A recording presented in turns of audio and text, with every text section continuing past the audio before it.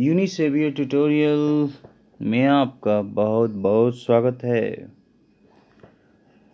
Today we will see about properties of matter. जैसा कि आप थंबनेल में देख रहे हैं, इलास्टिसिटी चैप्टर पॉइंट टॉपिक जो समझ लीजिए। इसमें हम लोग पढ़ेंगे इलास्टिसिटी, विस्कोसिटी, सरफेस टेंशन। ये इस चैप्टर के पॉइंट्स हैं।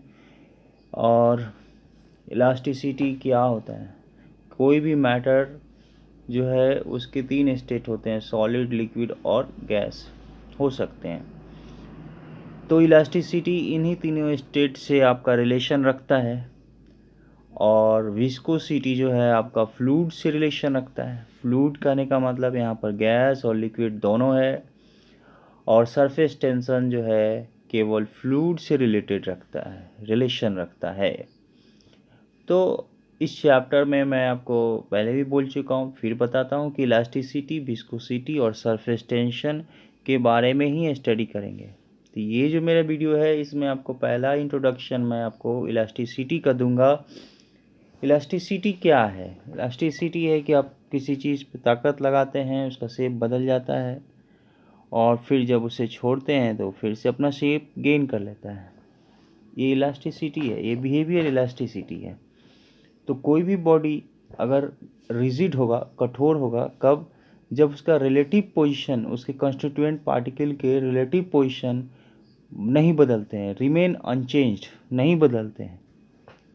जब आप उस पर एक्सटर्नल फोर्स लगाएंगे, जब आप उस पर किसी बॉडी पे आप एक्सटर्नल फोर्स लगाते हैं, तो वो क्या होते हैं, उसके जो कंस्टिट्यूएंट पार्टिकल के जो रिलेटिव पोजीशन होते हैं वो नहीं बदलेंगे, वो चेंज नहीं होंगे, रिमेन अनचेंज्ड रहेंगे, है ना। वो बदल नहीं सकते हैं आपके एक्सटर्नल फोर्स लगाने पे भी।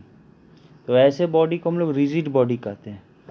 तो इसको एक बार मैं और बता दूं कि a body is said to be rigid if its relative position of the constituent particles remain unchanged when external deforming force are applied to it. ये बात है। और nearest approach to a rigid body is a diamond और carborundum. मतलब कोई rigid body है, बहुत rigid body, उसका एक एग्जांपल हमारे पास डायमंड है या कार्बोरंडम है। तो एक्चुअली कोई भी ऐसा बॉडी नहीं है जो परफेक्टली आपका रिजिड हो, परफेक्टली आपका इलास्टिक हो। तो ऐसा कोई भी बॉडी नहीं है जो कि परफेक्टली आपका रिजिड हो। जो भी बॉडी है, अगर उसको डिफॉर्म किया जाता है, थोड़ा डिफॉर्म कीजिए या ज़्यादा डिफॉर्म कीजिए। डिफॉर्म से मेरा मतलब है उसका शेप को बिगाड़िए, तो कितना भी फोर्स लगा के, कोई भी सूटेबल फोर्स आप उस पर अप्लाई कर दीजिए, उसका जो शेप है आपका थोड़ा बिगड़ता है या ज़्यादा बिगड़ता है। तो कोई भी बॉडी अगर आपका डिफॉर्म हो जाता है, उसका शेप बिगड़ जाता है, तो वो अपने ओरिजिनल शेप को या साइज़ को फिर से गेन कर लेता है अगर आप अपना डिफॉर्मिंग फोर्स हटा देते हैं। तो ऐसे बॉडी जो है फिर से अगर शेप गेन करा तो वो इलास्टिसिटी कहलाता है उसका प्रॉपर्टी।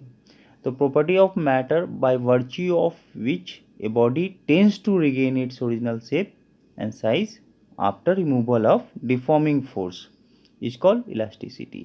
मतलब कोई बॉडी पर आप जो फोर्स लगाते हैं, फोर्स लगाने के बाद अगर उसको हटा देते हैं तो फिर से वो अपना ओरिजिनल शेप गेन कर लेता है। फोर्स लगाने के बाद शेप खराब होता है और हटाने के बाद शेप फिर से वापस पहले जैसा आ जाता है। तो ऐसे प्रॉपर्टी को, ऐसे मैटर के प्रॉपर्टी को इलास्टिसिटी कहते हैं। और अगर आप डिफॉर्मिंग फोर्स हटा दिए और फिर से वो रिगेन कर लिया, तो ये इस तरह से बिल्कुल अपने शेप को आ गया, तो परफेक्टली इलास्टिक कहलाएगा। दूसरे शब्दों में अगर बात करें कि जो बॉडी अपना शेप गेन नहीं करेगा, है ना, on the other hand if the body does not have any tendency to recover its original shape and size, तो ऐसे बॉडी जो कभी रिकवर नहीं कर पाएंगे उसको कहते हैं इनइलास्टिक। मतलब आपका परफेक्टली प्लास्टिक बॉडी कहलाएगा वो। तो सही में अगर बताया जाए, truly speaking I am telling you, तो there is no material which is perfectly elastic और perfectly plastic, and behavior of actual bodies lies between these two kind of extremes. So nearest approach to perfectly elastic body is a quartz fiber, और दूसरा है perfectly plastic body is putty.